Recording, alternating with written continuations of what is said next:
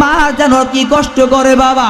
একদিন আমি আপনার যখন দুনিয়া আসি, আসার পর তোমার আমার মা যখন আমাকে আপনাকে কোলে নিয়ে যখন খাবার খাই, মাঝে মধ্যে আমি আপনি মাঝে মধ্যে টয়লেট করে দিই বাবা।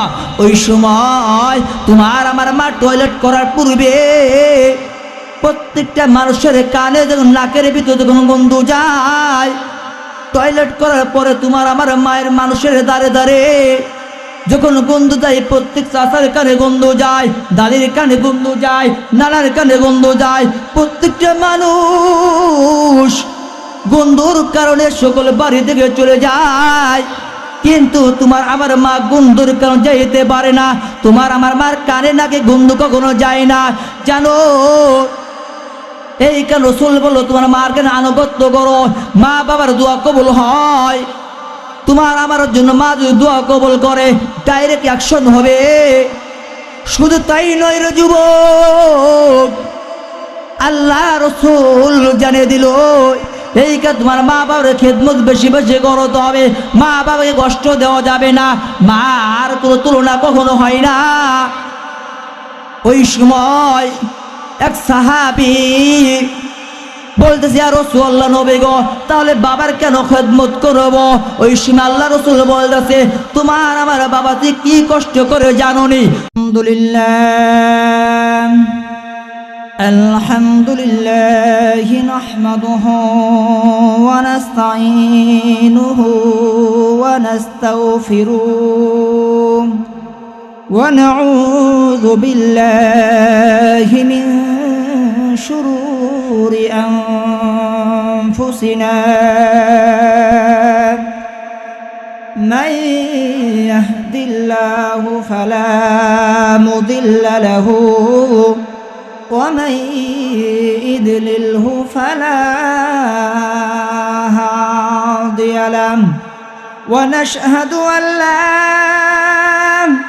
إله إلا الله وحده لا شريك له ونشهد أن مولانا محمدا عبده ورسوله أرسله بالحق بشيرا ونذيرا وداعيا إلى الله بإذنه وسراجا منيرا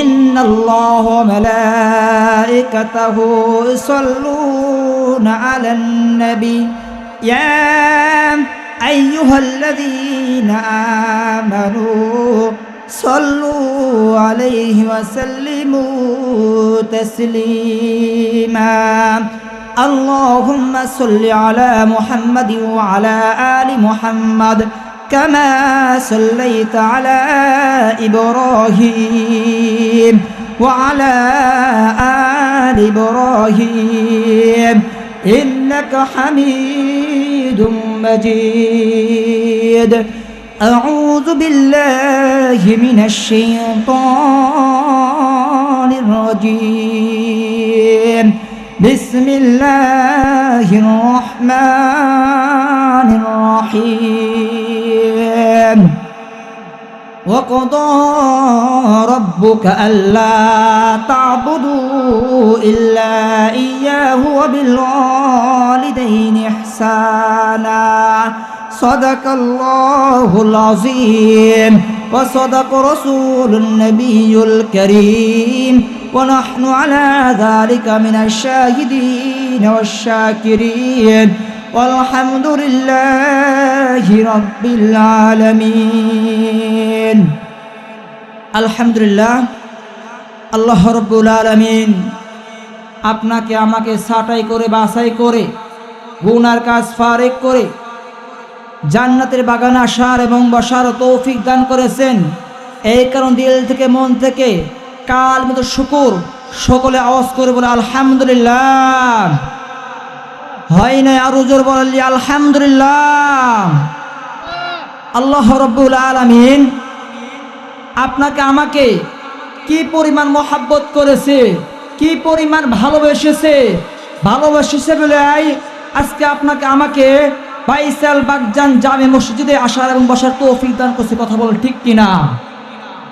আল্লাহ রাব্বুল আলামিন বলেছেন, ওয়াকাদা রাব্বুকা আল্লা তা'বুদু ইল্লা ইয়্যাহু ওয়া বিল ওয়ালিদাইনি ইহসানা। আল্লাহ পাক রব্বুল আলামিন বলেছেন, এরে পৃথিবীর মানুষরা, আমি রবকে তোমরা বিশ্বাস করো, আমি রবকে তোমরা আনুগত্য করো। আর আমার পরে তোমরা আনুগত্য যদি করতে হয় তাহলে তোমার মা বাবার আনুগত্য করো। আওয়াজ করুন সুবহানাল্লাহ। কেন আল্লাহ তাআলা বললেন একমাত্র সিজদা যদি করতে হয় আমি আল্লাহ তাআলা তোমরা সিজদা করো, আমি আল্লাহ তাআলা আনুগত্য করো। এই পৃথিবীর জমিনে কারো আনুগত্য করা যাবে না। যে আনুগত্য আমার উপর কারো যদি করতে হয় তাহলে তোমার মা আর বাবার আনুগত্য করো। যদি বলো আমি মাওলানা আনুগত্য করবা, চলবে না।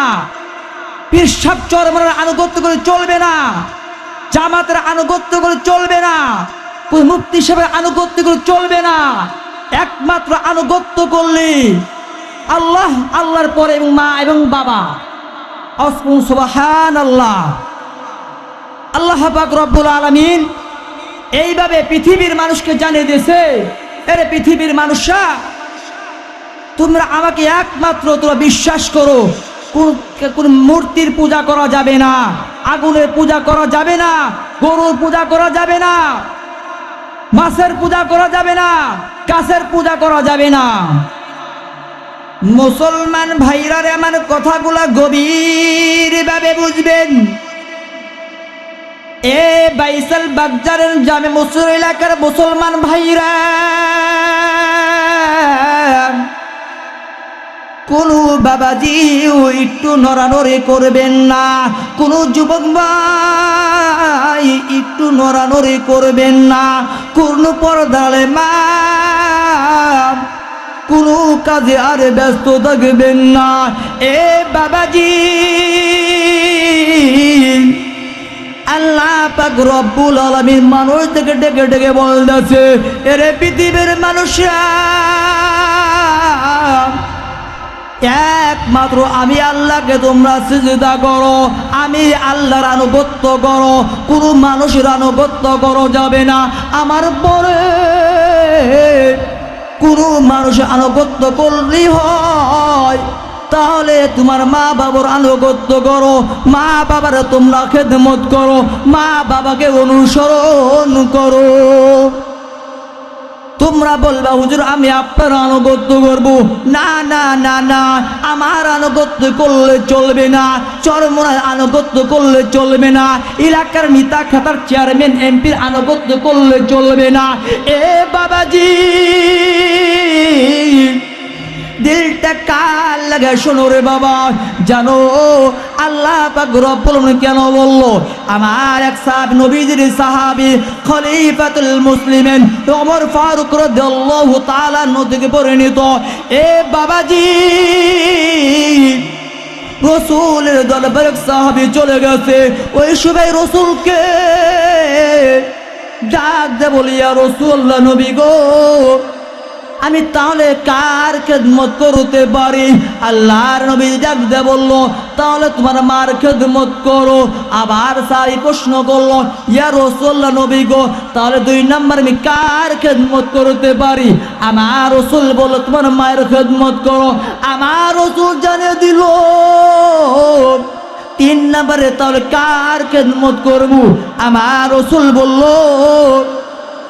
3 নাম্বারে তোমার মার খেদমত করো। সাহাবী আবার প্রশ্ন করল, ইয়া রাসূলুল্লাহ, নবী গো, 4বার কার খেদমত করতে পারি? আমার মায়ের নবী জানিয়ে দিল, 4বার তোমার বাবার খেদমত করো। আর এক সাহাবী প্রশ্ন করলো, ইয়া রাসূলুল্লাহ, নবী গো, আপনি 3 জায়গায় মায়ের কথা বললেন, আর এক জায়গায় বাবার কথা বললেন, কেন বললেন? আল্লাহ রাসূল ডেকে ডেকে বলতেছে, এ সাহাবীরা, মা 3 জায়গায় কষ্ট করে রে, এই 3 জায়গায় যে কষ্ট রাসূল মা যেভাবে করে, এই 3 জায়গায় কোনো পৃথিবীর মানুষ কষ্ট করতে পারে না। কোন পৃথিবীর কোন মহিলা পুরুষ অনুভব করতে পারে না। এ বাবাজি, এই কথা বলে বড় সাহাবী বলতেছে, ইয়া রাসূলুল্লাহ, নবী গো, 3 দেখুন কষ্ট করে।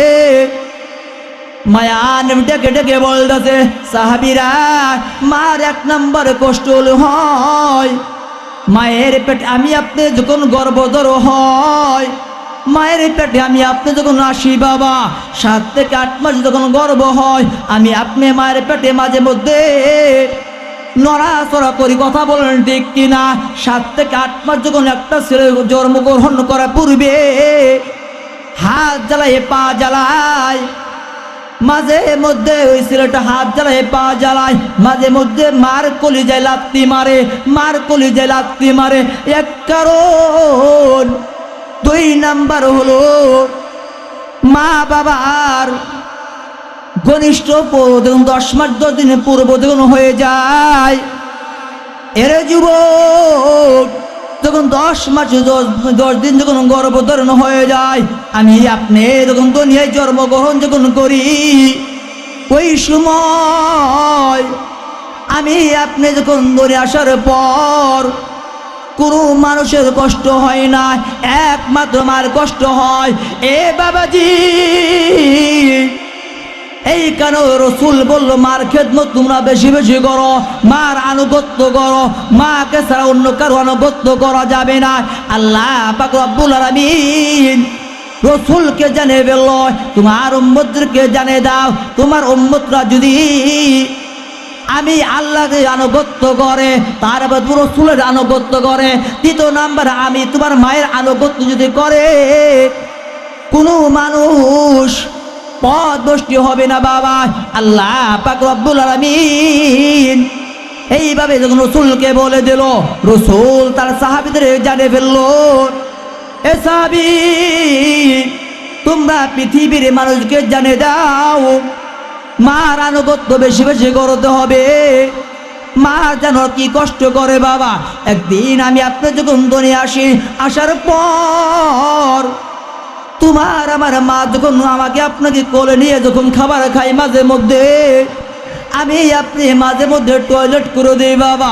ওই সময় তোমার আমার মা টয়লেট করার পূর্বে প্রত্যেকটা মানুষের কানে যখন নাকের ভিতরে যখন গন্ধ যায়, টয়লেট করার পরে তোমার আমার মায়ের মানুষের দাঁড়ে দাঁড়ে যখন গন্ধ যায়, প্রত্যেক চাচার কানে গন্ধ যায়, দাদির কানে গন্ধ যায়, নানার কানে গন্ধ যায়, প্রত্যেকটা মানুষ গন্ধর কারণে সকল বাড়ি থেকে চলে যায়। কিন্তু তোমার আমার মা গন্ধর কারণে যাইতে পারে না। তোমার আমার মার কানে নাকে গন্ধ কখনো যায় না, জানো? এই কারণে রাসূল বলল, তোমার মার কানে আনুগত্য করো, মা বাবার দোয়া কবুল হয়। তোমার আমার জন্য মা যদি দোয়া কবুল করে, ডাইরেক্ট অ্যাকশন হবে। শুধু তাই নয় রে যুবক, আল্লাহ রাসূল জানিয়ে দিল, এই কাজ তোমার মা বাবার খেদমত বেশি বেশি করতে হবে, মা বাবাকে কষ্ট দেওয়া যাবে না, মার কোনো তুলনা কখনো হয় না। ওই সময় এক সাহাবী বলতেছে, ইয়া রাসূলুল্লাহ, নবী গো, তাহলে বাবার কেন খেদমত করব? ওই সময় আল্লাহ রাসূল বলতেছে, তোমার আমার বাবা কি কষ্ট করে জানোনি?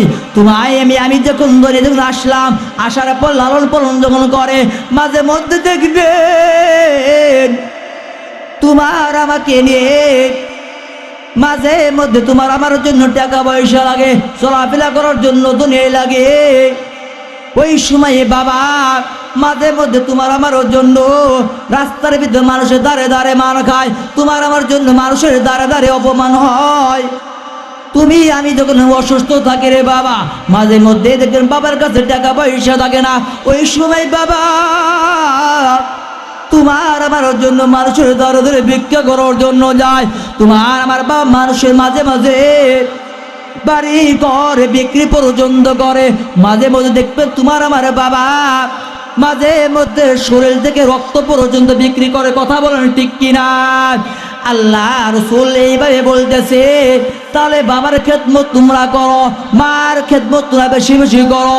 বাবার যে তুলনা হয় না, মার তুলনা হয় না।